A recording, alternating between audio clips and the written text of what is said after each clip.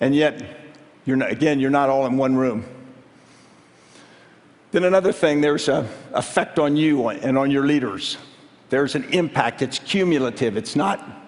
You don't reset or recharge your battery every time. I stood in front of a screen one night in Iraq with one of my senior officers, and we watched a firefight from one of our forces. And I remembered his son was in our force.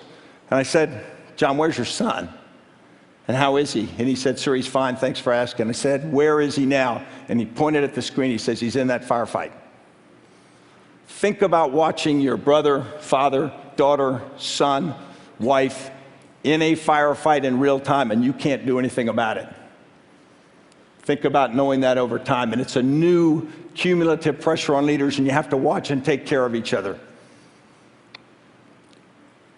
I probably learned the most about relationships.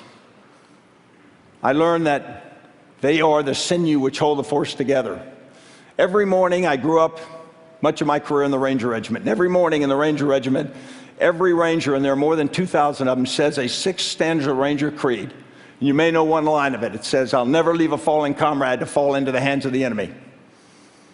And it's not a mindless mantra, and it's not a poem. It's a promise. Every Ranger promises every other Ranger, no matter what happens, no matter what it costs me, if you need me, I'm coming. And every Ranger gets that same promise from every other Ranger. Think about it, it's extraordinarily powerful. It's probably more powerful than marriage vows. And they've lived up to it, which gives it special power.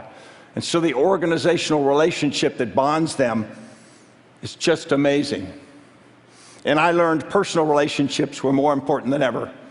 We were in a difficult operation in Afghanistan in 2007, and an old friend of mine that I had spent many years, various points in my career with, godfather to one of their kids,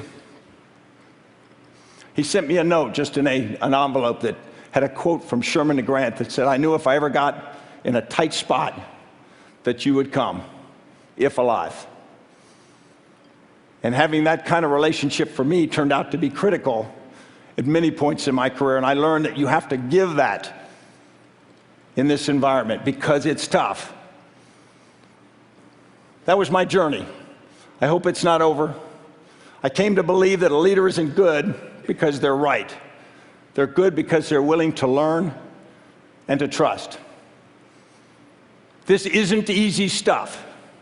It's not like that electronic abs machine where 15 minutes a month you get washboard abs. And it isn't always fair. You can get knocked down, and it hurts. And it leaves scars. But if you're a leader, the people you've counted on will help you up. And if you're a leader, the people who count on you need you on your feet. Thank you.